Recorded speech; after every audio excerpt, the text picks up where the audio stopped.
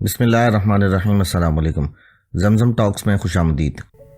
کچھ عرصہ پہلے ہم نے ایک ویڈیو بنائی تھی جس میں ہم نے آپ کو بتایا تھا کہ پی ٹی آئی کے چیئرمین کے لیے اور پی ٹی آئی کے لیے مشکلات کم نہیں ہوئیں اور نہ ہی آئندہ آگے کوئی مشکلات کم ہونے کے چانسز ہیں۔ اسی سلسلے کی کڑی اس وقت چلتی چلی جا رہی ہے۔ پی ٹی آئی کے لیے اور سابق چیئرمین پی ٹی آئی کے لیے مشکلات میں مزید اضافہ پہ اضافہ ہوتا چلا جا رہا ہے۔ اچھا، یہاں پر انٹرسٹنگ صورتحال تب پیدا ہوتی ہے کہ جب بیرسٹر گوہر علی خان کو نیا چیئرمین تحریک انصاف بنایا جاتا ہے۔ اچھا، یہاں پر الفاظوں کی بھی بہت زیادہ ہیر پھیر شامل ہے۔ الفاظوں کی کیا ہیر پھیر شامل ہے؟ دیکھیں، ڈاکومنٹس کے اندر عارضی اور مستقل کا کوئی چیپٹر نہیں ہے۔ ڈاکومنٹس کے اندر چیئرمین از چیئرمین، نہ عارضی نہ مستقل، چیئرمین ہے۔ عوام کا جو رد عمل اس چیز کے اوپر آیا کہ جی گوہر علی خان کو کس طریقے سے پی ٹی آئی کا چیئرمین بنایا جا رہا ہے۔ اب دیکھیں، قانونی نکات ہر کسی کو نہیں پتہ، نہ ہر کوئی سمجھ سکتا ہے۔ عوام کے جو جذبات ہیں، عوام اپنے جذبات کے حساب سے چلتی ہے۔ اب عوام کے جذبات تھے، وہ تھے سابق چیئرمین کے لیے۔ اب جو نیا چیئرمین ہے، عوام اس کو ایکسیپٹ نہیں کر پا رہی تھی۔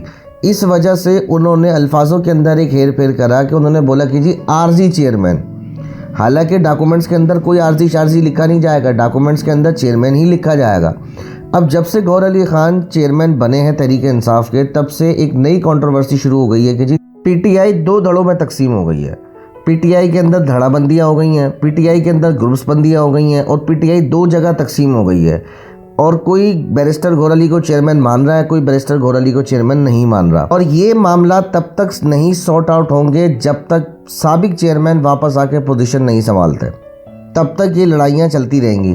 اب اس لاکھ لڑائی کو سیاسی رنگ دیا جائے، اس لاکھ لڑائی کو آپس کی لڑائی کہا جائے، لیکن یہ لڑائی سیاست میں ہمیشہ رہتی ہے۔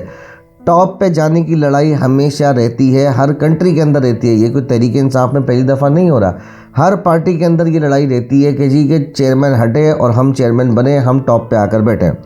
حالانکہ سب یہ جانتے ہیں کہ یہ عارضی ہے، جو آج ہے وہ کل نہیں ہے، جو کل ہے وہ آج نہیں ہے، یہ ہونا ہے اور یہ دنیا کا اصول ہے، یہ ہوتا ہے۔ لیکن اس بات کو ہم ایکسیپٹ نہیں کرتے۔ ہم کیا کرتے ہیں؟ ہمیں چاہیے اور چاہیے بس۔ اس چیز کے اوپر نعیم حیدر پنجوتا صاحب نے آ کے اس کی کلیریفیکیشن دی ہے کہ جی پارٹی کے اندر اگر دو بندوں کی آپس کی لڑائی ہے تو اس کا یہ مطلب نہیں کہ اس سے پارٹی کو نقصان ہو رہا ہے یا پارٹی میں گروپس بندیاں ہو گئی ہیں۔ انہوں نے بہت زیادہ کور اپ کرنے کی کوشش کری ہے ان چیزوں کو۔ آئیں ذرا آپ کو ویڈیو سنواتے ہیں کہ نعیم حیدر پنجوتا صاحب اس چیز کے اوپر کیا کہہ رہے ہیں۔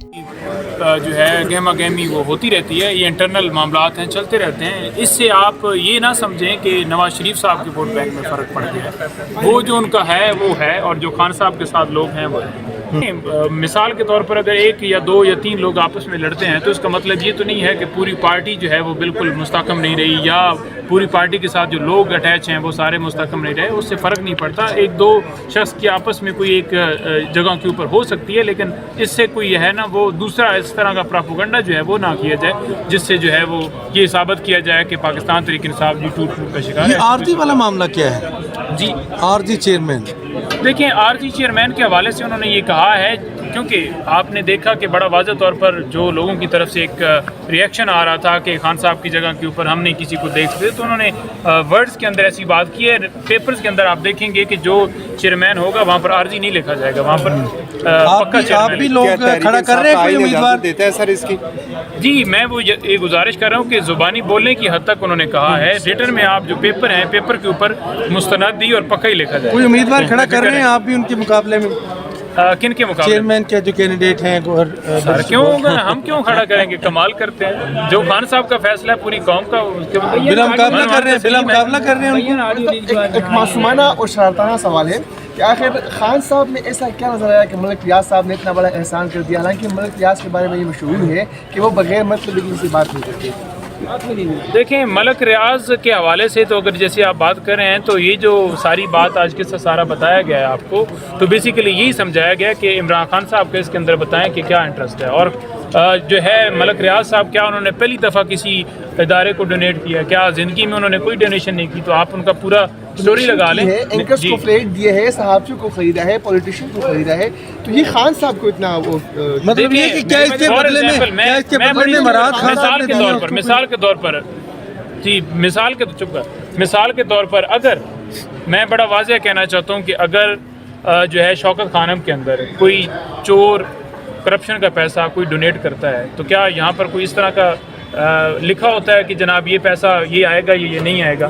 اگر ملک ریاض نے کوئی کسی جگہ کے اوپر کوئی کرپشن کی ہے فار ایگزامپل تو اس کو اس حساب سے کیس چلے گا. اب یہ جوڑنا کہ عمران خان جو ہے وہ اس کے اندر بینیفٹ لے رہے ہیں یا ملک ریاض سے ہی کیوں لیا گیا, کوئی بھی دے سکتا ہے. نواز شریف صاحب خود نہیں کہتے کہ ہم نے جا کر پیسے دیے تھے اس وقت شوکت خان کو, تو کیا اس کے اوپر وہ یہ کہیں کہ خان صاحب نے یہ جرم کروایا ہے کہ ایک مجرم سے جو پیسے لیے ہیں ڈونیشن کے لیے, تو کوئی بھی کر سکتا ہے. اچھا نعیم صاحب, یہ کہہ گا کہ بڑی خبریں ہیں کہ ملک ریاض صاحب کا کوئی انٹرویو ریکارڈ ہو چکا ہے, تو یہ پریس کانفرنس جس میں آپ نے انہیں ڈیفینڈ کرنے کی بھی کوشش کی, یہ کہیں اس ڈیمیج کنٹرول کی کوئی پریکاشن میجرمنٹ تو نہیں کوئی دیکھیں حقائق رکھے ہیں آپ کے سامنے, ڈونیشن ڈیڈ رکھی ہے آپ کے سامنے, ٹرسٹ ڈیڈ رکھی ہے, اس کے اندر جو ساری چیزیں لکھی ہوئی تھیں وہ رکھی ہیں, کوئی ایسی چیز رکھی نہیں گئی جو کہ نہیں تھی. اور یہ باتیں آپ کو بتائی گئی ہیں کہ یہ جب بار بار سارے دستاویزات خان صاحب کی طرف سے دے دیے گئے تھے تو پھر کیوں جناب یہ کہا جاتا تھا کہ پھر وہ ڈاکومنٹ لے کے آئیں. اور یہ رکھنے کی وجہ یہ تھی کہ خان صاحب نے لاسٹ میٹنگ کے اندر یہ کہا تھا کہ آپ جو کیس رپورٹ ہو رہا ہے کہ جیسے میں نے کوئی بینیفٹ لیا ہے, میرے نام پہ کے اوپر پراپرٹی لگی ہے, تو آپ اس کے اوپر بڑا واضح طور پر وہ ڈیڈ ساری قوم کے سامنے رکھیں, یہ پیپر سامنے رکھیں تاکہ لوگوں کو پتہ چلے. نعیم صاحب ایک آخری سوال ہے, جو اس حوالے سے آڈیو لیک ہوئی ملک ریاض کی مختلف تحفے تحائف لینے کی, گولڈ اور ہیرے لینے کی, اس کو کہاں لے کے دیں گے آپ؟ دیکھیں جو آڈیو لیک کے حوالے سے معاملہ ہے نا وہ اسلام آباد ہائی کورٹ کے اندر پینڈنگ ہے. سب سے پہلے آپ نے یہ دیکھنا ہے کہ کیا وہ آڈیو ٹھیک ہے. سب سے پہلے اگر آڈیو ٹھیک ہے یا اس کو فیبریکیٹ کیا گیا ہے تو پھر یہ کون آڈیو ریکارڈ کرتا ہے یا فیبریکیٹ کرتا ہے یا کس اتھارٹی کے تحت وہ اس کو ریلیز کرتا ہے, چینل کو دیتا ہے, چینل کیسے ریلیز کرتا ہے, ریکارڈ کرنے والے کون ہیں, ایجنسیاں ہیں, کون ہے, کس لاء کے تحت کرتا ہے. آج آپ نے دیکھا اسی طرح سے ایک جو ہے وہ آڈیو پورے سوشل میڈیا کے اوپر چل رہی ہے. تو اگر کوئی آڈیو اوریجنل بھی ہے, کسی کی پرائیویسی, اگر کوئی پرائیویٹ کوئی کسی سے بات کر رہا ہے, اگر کلائنٹ سے کوئی بات کر رہا ہے, تو کیا یہ طریقہ کار جس طریقے سے کسی کی پرائیویسی کے اوپر حملہ کیا جا رہا ہے, کس قانون کے تحت یہ سارا کام؟ ویڈیو کو لائک کریں, شیئر کریں اور کمنٹ سیکشن میں اپنی قیمتی رائے سے ضرور آگاہ کریں, اور ہمارے چینل زمزم ٹاکس کو سبسکرائب کرنا مت بھولیں.